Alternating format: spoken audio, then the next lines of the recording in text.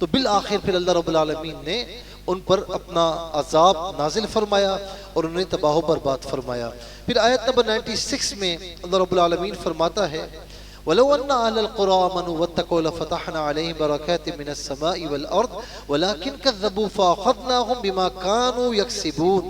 اور اگر بستیوں والے ایمان لاتے اور ڈرتے تو ضرور ہم ان پر آسمان و زمین سے برکتیں کھول دیتے، لیکن انہوں نے جھٹلایا تو ہم نے انہیں ان کے کیے پر گرفتار کیا، یعنی ہم نے پھر ان کے کیے کے مطابق ان کو سزائے دی۔ اللہ تعالیٰ نے فرمایا کہ اگر یہ ایمان لاتے، تقوی اختیار کرتے تو ہم انہیں زمین و آسمان کی نعمتیں عطا فرماتے، لیکن حق کو جھٹلانے کے سبب وہ انجام بس سے دوچار ہوئے۔ ان بستی والوں کو اس سے بے پرواہ نہیں ہونا چاہیے تھا کہ ان پر ہمارا عذاب رات کو سوتے میں یا دن چڑھے آ سکتا ہے۔ گزشتہ امتوں کے احوال سنا کر رسول اللہ صلی اللہ علیہ وسلم کو کفار مکہ کی ایذا رسانیوں پر تسلی دینا اور مشرکین مکہ کو عبرت دلانا مقصود ہے۔ یہاں پر ایک چیز اور بھی ہے کہ اگلی دو آیتوں میں فرمایا، آیت نمبر 97 اور 98، أَفَأَمِنَ أَهْلُ الْقُرَىٰ أَن يَأْتِيَهُمْ بَأْسُنَا بَيَاتًا وَهُمْ نَائِمُونَ۔ کبھی رات میں عذاب آیا، سوئے تو سوتے رہ گئے۔ أَفَأَمِنَ أَهْلُ الْقُرَىٰ أَن يَأْتِيَهُمْ بَأْسُنَا ضُحًى وَهُمْ يَلْعَبُونَ۔ کبھی دن چڑھے عذاب آیا، اس وقت بھی وہ لہو و لعب میں تھے۔ تو اس کا مطلب یہ ہے کہ عذاب کسی وقت بھی ان بستیوں پر آ سکتا تھا، ایسا نہیں کہ کوئی ٹائم مقرر ہے۔ کبھی دن میں جب فرمایا کہ تم لہو و لعب میں تھے، اللہ تعالیٰ کی نافرمانیوں میں تھے، تو ہم اس وقت بھی اب اپنا عذاب لے کر آئے۔ اور اس طرح بھی ہوا کہ رات تم سوئے، عیش و نشاط سے فراغت پا کر سوئے، تو ہم نے تمہیں سوتا ہی رکھا اور تمہیں اپنا عذاب تم پر نازل فرمایا۔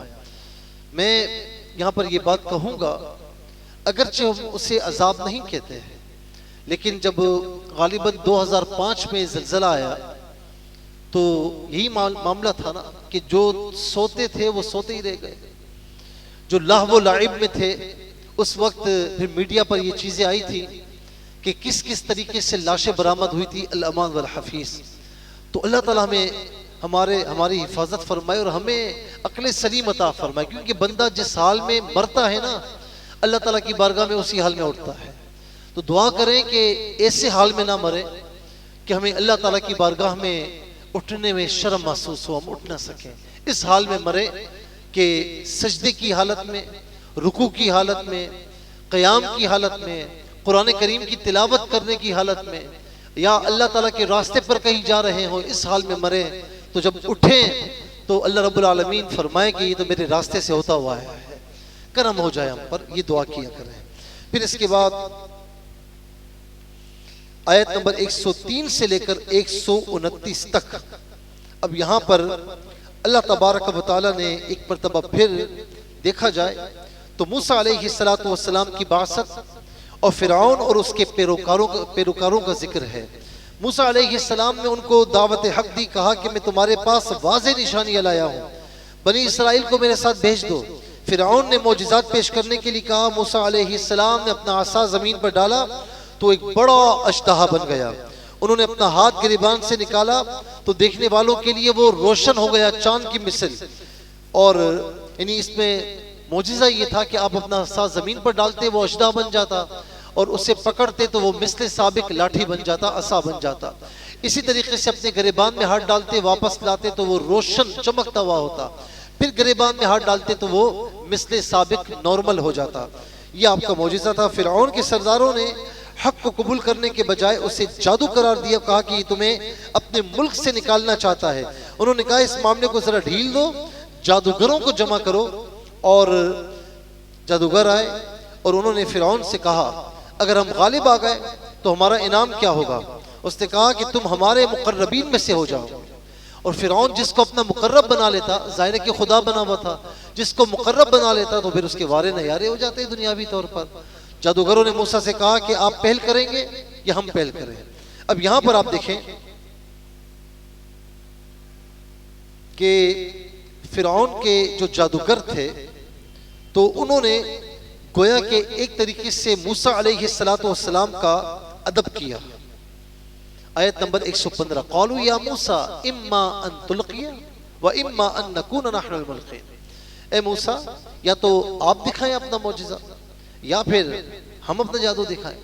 تو موسیٰ علیہ السلام نے ان کو اجازت دی اور فرمایا کہ ٹھیک ہے تم جو ہے پہلے دکھاؤ۔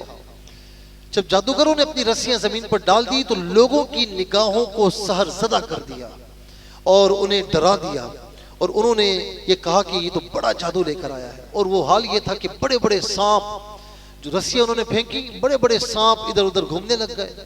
ایمان والے ڈر گئے، اور پھر اس کے بعد اللہ نے موسیٰ کو حکم دیا عز و جل اپنا عصا زمین پر ڈالا۔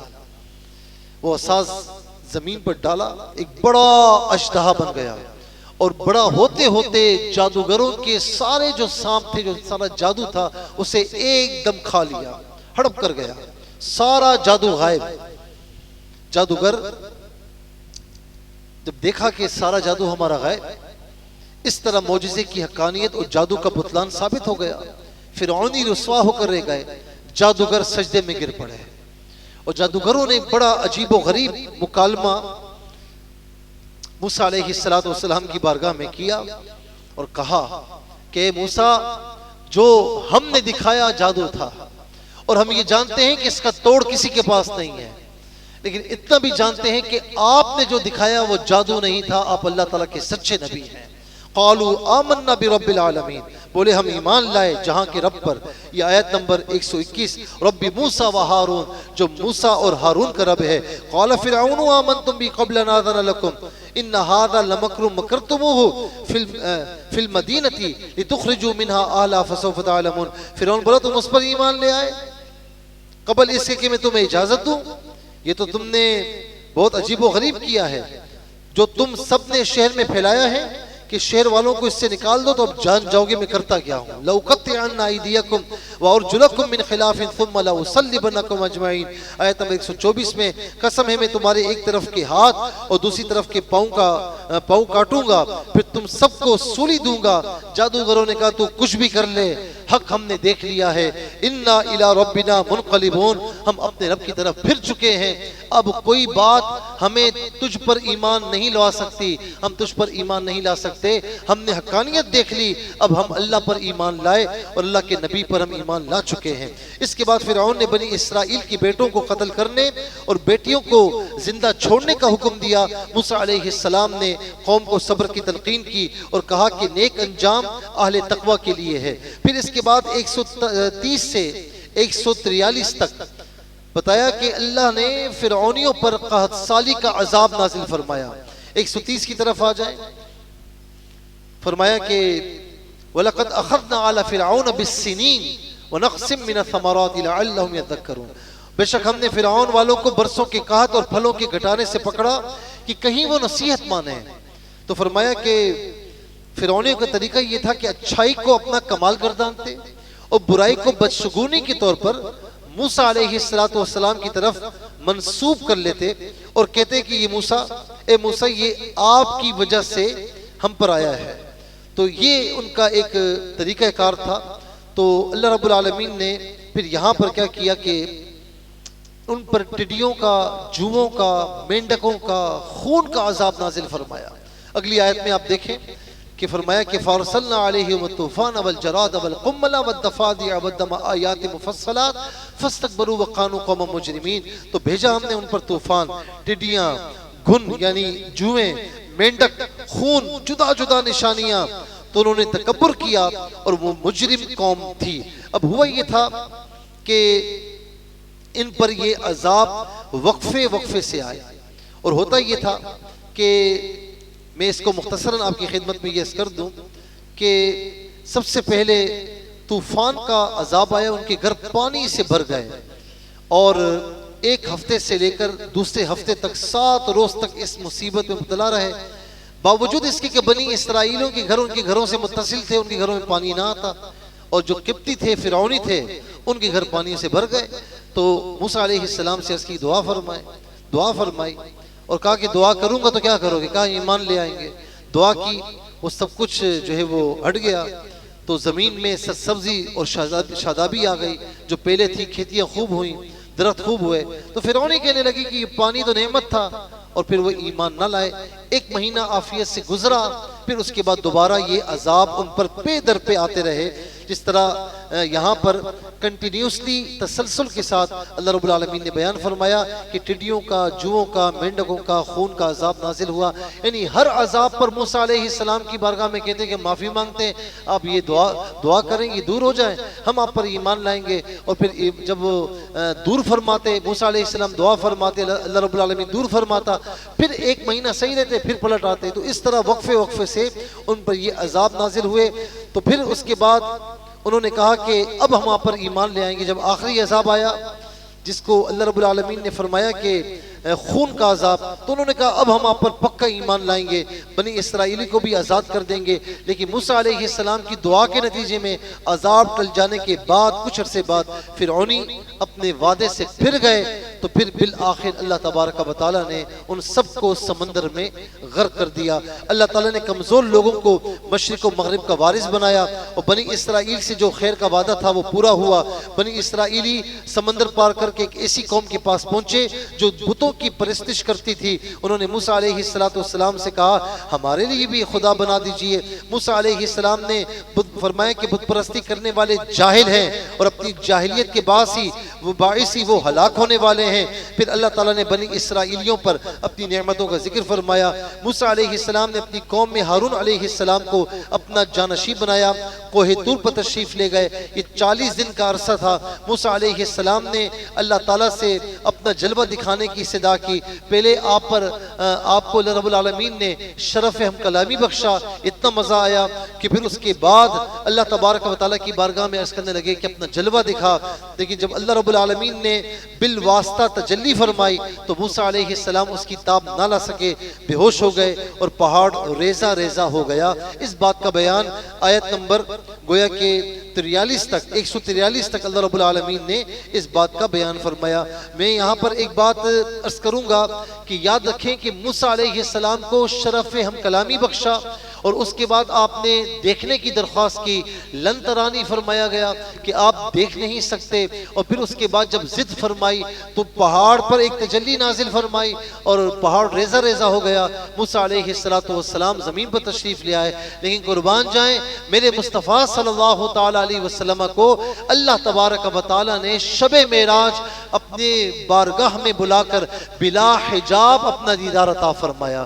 کہتے ہیں نا کہ واقعہ طور و معراج سمجھے کوئی بے ہوش جلووں میں گم ہے کوئی، کس کو دیکھا یہ موسیٰ سے پوچھے کوئی، آنکھ والے کی ہمت پہ لاکھوں سلام، آنکھ والوں کی ہمت پہ لاکھوں سلام۔ اس کے بعد آیت نمبر 144 سے لے کر 155 تک اللہ تبارک و تعالیٰ نے کئی چیزوں کا ذکر فرمایا کہ موسیٰ علیہ السلام کو خاص طور پر رسالت جو عطا فرمائی،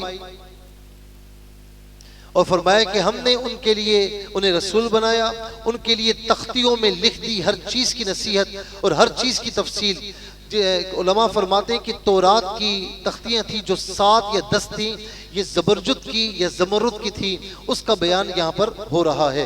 آگے چل کر بتایا کہ متکبر آیات الہی سے اعراض کریں گے، جو لوگ اللہ کی آیات اور قیامت کو جھٹلاتے ہیں ان کی اعمال باطل ہیں۔ پھر موسیٰ علیہ السلام کے کوہ طور پر قیام کے عرصے میں بنی اسرائیل کے زیورات سے بچڑا بنا کر اسے معبود بنانے کا ذکر ہے کہ جو سامری آیا تھا اور اس نے جبرائیل علیہ السلام کے گھوڑے کے سموں سے جو مٹی اڑتی ہے وہ دھول لی تھی، اور پھر اس نے جو زیورات سے بچڑا بنایا تھا کہتے ہیں کہ اس پر لگائی تو وہ بچڑا بولنے لگا، اور بنی اسرائیل نے اس کی پوجا شروع کر دی۔ جب موسیٰ علیہ السلام واپس آئے قوم پر اپنے غصے اور افسوس کا اظہار فرمایا اور کہا کہ میرے پیچھے تم نے اتنا برا کام کیا۔ انہوں نے تورات کی تختیاں زمین پر ڈالی اور اپنے بھائی ہارون علیہ السلام کا سر پکڑ کر ان سے جواب طلبی کی۔ انہوں نے کہا اے میری بھائی، قوم نے مجھے بے بس کر دیا اور قریب تھا کہ مجھے قتل کر دیں، اب آپ مجھ پر سختی کر کے دشمنوں کو ہنسی کا موقع نہ دیں، کیونکہ اس بات کا بیان یہاں پر ہے کہ موسیٰ علیہ السلام نے جب واپس آئے تو بچڑے کی پوجا کا معلوم ہوا تو اب بہت زیادہ غصے میں آئے، اور قرآن فرماتا ہے کہ یہاں پر انہوں نے جو ہے وہ تختیاں زمین پر رکھی اور پھر کہا کہ اے میرے ماں جائے، تو نے قوم نے مجھے کمزور سمجھا. یعنی موسیٰ علیہ السلام نے جب ہارون علیہ السلام کا سر پکڑا اور غصے سے پوچھا کہ جب تم تھے تو یہ معاملہ کیوں ہوا، تو انہوں نے جواب دیا کہ قوم نے مجھے کمزور سمجھا اور قریب تھا کہ وہ مجھے مار ڈالتے، تو آپ دشمنوں کو نہ ہنسائیں اور مجھے ظالموں میں نہ ملائیں، ایسا نہیں ہے. اور پھر اس کے بعد آیت نمبر 151 میں موسیٰ علیہ السلام کی دعا اور کلمات استغفار کا ذکر ہے. اور آگے چل کے بتایا کہ غصہ ٹھنڈا ہونے پر موسیٰ علیہ السلام نے تورات کی تختیوں کو اٹھایا، جن کی تحریر میں اللہ سے ڈرنے والوں کے لیے ہدایت اور رحمت کی نوید تھی. آیت نمبر 151 میں فرمایا کہ رب عرض کی کہ رب اغفر لی ولی اخی وادخلنا فی رحمتک وانت ارحم الراحمین، کہ اے میرے رب مجھے اور میرے بھائی کو بخش دے اور ہمیں اپنی رحمت کے اندر لے لے، تو سب مہر والوں سے بڑھ کر، تو سب رحم کرنے والوں سے بڑھ کر رحم فرمانے والا ہے. اس کے بعد آیت نمبر 156 تا 158 موسیٰ علیہ السلام کا پھر ذکر ہے، جس میں انہوں نے اپنی قوم کے لیے اللہ سے دنیا اور آخرت کی بھلائی مانگی. اللہ تعالیٰ نے فرمایا کہ یہ کامل نعمت میں ان لوگوں کو عطا کروں گا جو ایمان کے ساتھ تقوی اختیار کریں گے، زکوٰۃ دیں گے اور اس عظیم رسول نبی امی کی پیروی کریں گے جس کا ذکر وہ اپنے پاس تورات اور انجیل میں لکھا ہوا پاتے ہیں. اور یہ نبی ان کو نیکی کا حکم دے گا، برائی سے روکے گا اور پاکیزہ چیزوں کو ان کے لیے حلال کرے گا، ناپاک چیزوں کو حرام کرے گا، اور بدعمالیوں کا بوجھ ان کے گلوں میں پڑے ہوئے جو توق ہیں وہ اتار دے گا. جو لوگ ان پر ایمان لائے، ان کی تعظیم اور نصرت کی اور اس نور ہدایت کی پیروی کی جو اللہ تبارک و تعالیٰ نے ان کے ساتھ نازل کی، تو فرمایا کہ وہی فلاح پانے والے ہیں. اس کے بعد رسول اللہ صلی اللہ علیہ وسلم کی رسالت عامہ کا ذکر ہے کہ آپ کی رسالت کسی قوم سے مخصوص ہے، نہ خاص زمانے تک محدود، بلکہ جس طرح اس کے بھیجنے والے کی حکومت اور سروری عالمگیر ہے، اس طرح رسول اللہ صلی اللہ علیہ وسلم کی رسالت اور آپ علیہ السلام کی نبوت بھی ساری کائنات کے لیے ہے. اور یہاں پر ایک بات اور بھی جو مجھے ضرور عرض کرنی ہے وہ یہ ہے کہ اللہ تبارک و تعالیٰ نے خاص طور پر آیت نمبر 157 میں یہ بات فرمائی کہ یأمرہم بالمعروف وینہاہم عن المنکر، امر بالمعروف کرتے ہیں یعنی نیکی کا حکم دیتے ہیں، برائی سے روکتے ہیں. ویحل لہم الطیبات، تمہارے لیے پاکیزہ چیزیں حلال کرتے ہیں. کچھ لوگوں کا یہ خیال ہے کہ بس نبی نے، رسول نے اپنے اللہ سے پیغام لیا عز و جل اور لوگوں تک پہنچا دیا، بس پیغام رسا تھے، اس کے علاوہ کوئی اور وہ معاملہ نہیں تھا. لیکن یہاں پر آپ دیکھیں کہ خود قرآن فرماتا ہے کہ رسول اللہ صلی اللہ علیہ وسلم اللہ تعالیٰ کے پیغمبر بھی ہیں، نبی بھی ہیں، رسول بھی ہیں، لیکن اس کے ساتھ ساتھ فقط پیغام پہنچانے کے لیے نہیں آئے. ایک اور مقام پر فرمائے وَيُعَلِّمُهُمُ الْكِتَابَ وَالْحِكْمَةَ وَيُزَكِّيهِمْ، انہیں کتاب اور حکمت سکھانے کے لیے آئے ہیں، انہیں پاکیزہ بنانے کے لیے آئے ہیں. اور یہاں پر فرمایا کہ نیکی کا حکم اور برائی سے روکنے کے لیے آئے ہیں، نیکی کا حکم دینے کے لیے آئے اور تمہارے ان کے لیے پاکیزہ چیزوں کو حلال. 168 میں یہود کے برے اعمال کے سبب ان کی جمعیت کے منتشر ہونے اور ان پر جابل لوگوں کے مسلط ہونے کا ذکر ہے. اور پھر اس کے ساتھ ساتھ بعد والی آیات میں ان کے برے جانشینوں کا ذکر ہے جو رشوت لے کر اللہ تعالیٰ کی آیات میں رد و بدل کرتے تھے اور ان سب برائیوں کے باوجود اس مغالطے اور خود فریبی کا شکار تھے کہ وہ بخشے جائیں گے. اللہ تعالیٰ نے فرمایا کہ آخرت کا گھر صرف متقین کے لیے ہے، اللہ تعالیٰ کے فرما بردار بندوں کے لیے ہے، گناہگاروں اور نافرمانوں کے لیے نہیں ہے. آیت نمبر 172 میں یعنی 172 میں اللہ تبارک و تعالیٰ نے پھر ایک چیز کا ذکر فرمایا وَإِذْ أَخَذَ رَبُّكَ مِن بَنِي آدَمَ مِن ظُهُورِهِمْ ذُرِّيَّتَهُمْ وَأَشْهَدَهُمْ عَلَىٰ أَنفُسِهِمْ. یہ بڑی ہی جو ہے وہ زبردست آیت ہے اور اس میں اس امر کا بیان ہے کہ اللہ تعالیٰ نے بنی آدم کی ارواح کو جمع کیا تھا اور ان سے اپنی ربوبیت کا اقرار کروایا تھا. اور اس اقرار کو عہد الست بھی کہا جاتا ہے، عہد الست سے بھی تعبیر کیا جاتا ہے. یہ وہ اقرار ہے جو اللہ رب العالمین نے ساری ارواح کو جمع فرمایا تھا، جو مسلمان تھی، غیر مسلم تھی، سب کو جمع فرمایا اور ان سے پھر باقاعدہ یہ فرمایا کہ میں تمہارا ان کو اپنے نفسوں پر گواہ کیا اور فرمایا کہ میں تمہارا رب نہیں ہوں. سب نے کہا ہاں ہاں ہم گواہی دیتے ہیں تو ہمارا رب ہے. رب تعالیٰ فرماتا ہے کہ یہ اس لیے ہم نے کیا کہ قیامت کے دن تم یہ نہ کہو کہ ہمیں اس کی خبر ہی نہیں تھی، ہم جانتے ہی نہیں تھے کہ تو رب ہے. اور اسی لیے علماء فرماتے ہیں جب بچہ پیدا ہوتا ہے اس دنیا میں آتا آتا ہے اسے کچھ نہیں معلوم ہوتا، لیکن اسے یہ بات معلوم ہوتی ہے کہ میرا رب اللہ رب العالمین ہے۔ یہ بات اس کی گھٹی میں گویا کہ ہے، اس کی فطرت میں ہے۔ کیوں کہ عالم ارواح سے وہ اقرار کر کے آیا ہے۔ اسی لیے یہ بھی فرمایا کہ گویا کہ اس دور میں یہ اس طرح ممکن نہیں ہے، لیکن اگر کوئی کسی ایسی جگہ رہتا ہے جہاں پر نبی علیہ السلام کی تعلیمات نہیں پہنچی، جہاں اسلام کی تعلیمات نہیں پہنچی، تو اب ان کی کامیابی کے لیے، ان کی بخشش کے لیے کیا کافی ہے؟ تو فرمایا کہ پھر اگر کوئی تعلیمات ان تک نہیں پہنچی اور ایسے لوگ ہیں کہ اگر ایسے لوگ ہیں جو بالکل دنیا کو جانتے ہی نہیں ہیں، پتہ نہیں کہاں بستے ہیں، تو فرمایا کہ ان کی بخشش کے لیے یہی کافی ہے کہ وہ اس بات کو مانے کہ ان کو پیدا کرنے والا اللہ رب العالمین ہے۔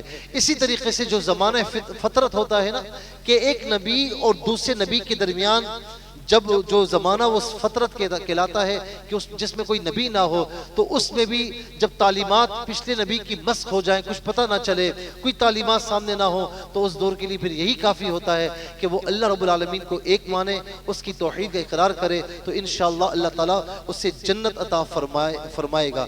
پھر اس کے بعد آیت نمبر 175 میں ذکر، یعنی یہاں پر فرمایا کہ یعنی ایک شخص کا ذکر ہے جسے بلعم بن باعورہ کہتے ہیں۔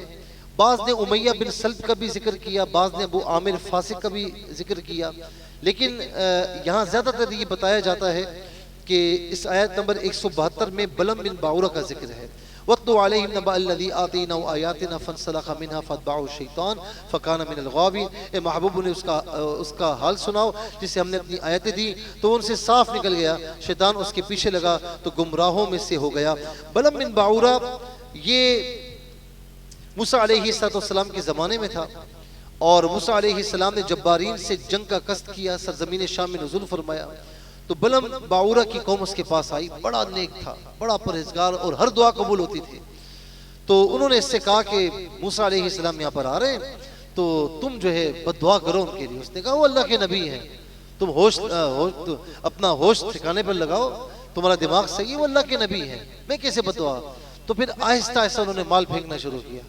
جب جیسے جیسے مال زیادہ ہوتا گیا تو اس نے کہا چلو ٹھیک ہے میں استخارہ کرتا ہوں۔ استخارہ کیا، اس میں نہ آئی، تو پھر انہوں نے مال اور زیادہ کر دیا۔ اب جیسے مال بڑھتا گیا نا، تو اس نے پھر جو ہے وہ اللہ تعالیٰ کے نبی کے لیے بد دعا کرنے کی سوچی، اور کہتے ہیں کہ ایک جگہ پر پہاڑ پر کھڑا ہوا، اور جو بد دعا کے الفاظ موسیٰ علیہ السلام کے خلاف نکالتا وہ اس کی قوم کے خلاف نکلتا ہے۔ انہوں نے کہا لعنت تو تجھ پر، تجھے ہم نے اتنا مال دیا، تجھے کہا کہ ان کے خلاف دعا کر، بد دعا کر، تو ہمارے خلاف ہی کر رہا ہے۔ اس نے کہا میں مارا گیا، میں لالچ میں آ گیا، اور میں پیسوں کی لالچ میں آ کر میں نے یہ بد دعا کی۔